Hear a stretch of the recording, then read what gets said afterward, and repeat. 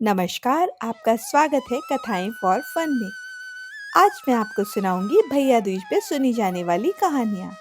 लेकिन इसके पहले सभी बहनों से मेरा निवेदन है कि भैया दूज पर सुनी जाने वाली यह कथा पूरी सुने और बाकी दोस्तों और बहनों को भी शेयर करें, जिससे इस त्योहार को सभी प्रेम पूर्वक मना सकें। भैया दूज का पर्व कार्तिक मास की शुक्ल पक्ष की द्वितीया को होता है। इस दिन बहनें रोली एवं अक्षत से अपने भैया को तिलक लगाती हैं और उसके उज्जवल भविष्य और लंबी आयु के लिए ईश्वर से प्रार्थना करती हैं। तो चलिए अपने भाइयों की लंबी उम्र और मंगलमयी जीवन की कामना करते हुए सुनते हैं भैया दूज की पौराणिक कथा। सूर्य की पत्नी संज्ञा देवी की दो संतानें थीं, पुत्र यमराज तथा पुत्री यमुना। सूर्य का तेज बहुत ही ज्यादा था। संज्ञा से सूर्य का तेज सहन नहीं होता था। इस कारण उन्होंने अपनी एक छाया मूर्ति बनाकर उस छाया के संरक्षण में अपनी दोनों संतानों को छोड़ दिया और वहां से चली गई। छाया उनकी प्रतिमूर्ति थी, उनकी संतानों की देखभाल भी करती थी, किंतु छाया होने के कारण उसे संतानों से अधिक लगाव नहीं था। किंतु यमुना और यमराज दोनों भाई बहनों में बहुत स्नेह था। यमुना और यमराज में बड़ा प्रेम था। यमुना हमेशा अपने भाई यमराज के घर जाती और उससे सुख दुख की बातें किया करती और यमराज से भी अपने घर आने के लिए अक्सर निमंत्रण दिया करती। किंतु यमराज के ऊपर इतनी जिम्मेदारियां थीं कि वे उसे समय नहीं दे पाते थे और अपनी बहन के घर नहीं जा पाते थे। लेकिन उसकी बहन उसे बार बार निमंत्रण देती थी।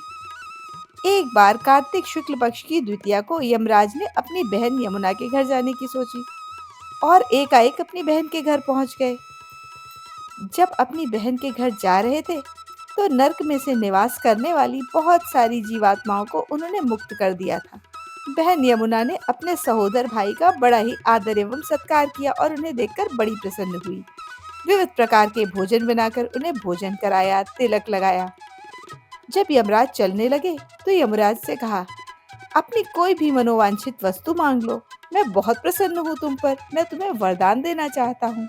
यमुना ने अपने भाई का इतना आग्रह देखा तो बोली, भैया यदि आप मुझे वरदान देना ही चाहते हैं तो यही वरदान दीजिए कि आज के दिन प्रतिवर्ष आप मेरे घर जरूर आएंगे और मेरा आतिथ्य स्वीकार करेंगे। मैं इसी प्रकार आपको टीका लगाऊंगी और आपका स्वागत करूंगी।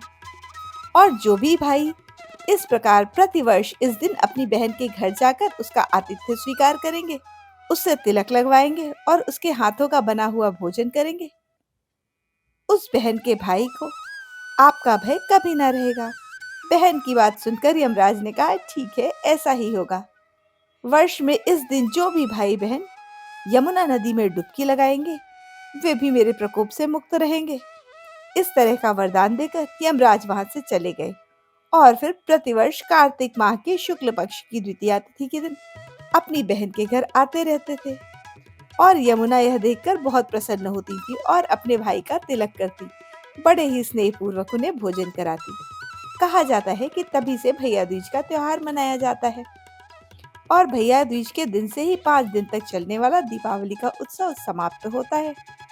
अगर किसी की सगी बहन नहीं है तो वो अपनी ममेरी, चचेरी या फुफेरी बहन या मुंह बोली बहन से भी तिलक करवा सकता है और उसे उपहार देकर आशीर्वाद प्राप्त कर सकता है। कहा जाता है कि जो पुरुष यम द्वितीया के दिन बहन के हाथ का भोजन करता है उसे धन, धर्म, अर्थ, आयुष और विविध प्रकार के सुख मिलते हैं। साथ ही यम द्वितीया के दिन शाम को घर में बत्ती जलाने से पहले घर के बाहर 4 बत्तियों से युक्त एक दीपक जलाकर दीपदान करना चाहिए। भैया दूज को यम द्वितीया के नाम से भी जाना जाता है।